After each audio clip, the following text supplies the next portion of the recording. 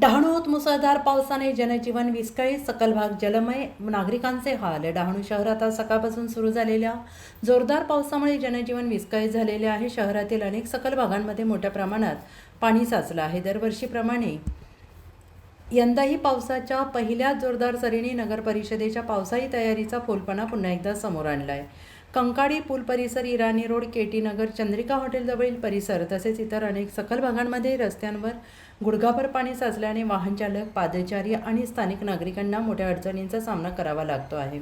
अनेक ठिकाणी पावसाचे पाणी रस्त्यावर साचल्याने वाहतूक संथ झाली आहे. काही वाहनांचे इंजिन बंद पडल्याच्या घटना घडल्या आहेत. दरवर्षी या भागांमध्ये पाणी साचण्याची समस्या निर्माण होत असताना कायमस्वरूपी उपाययोजना करण्यात आलेली नसल्याने नागरिकांनी तीव्र नाराजी व्यक्त केली आहे. पावसाच्या पाण्याचा निचरा करणाऱ्या गटारांची नियमित स्वच्छता आणि जलनिस्सारण व्यवस्थेची सुधारणा न झाल्याने ही परिस्थिती उद्भवल्याचा आरोप स्थानिकांकडून केला जातो आहे.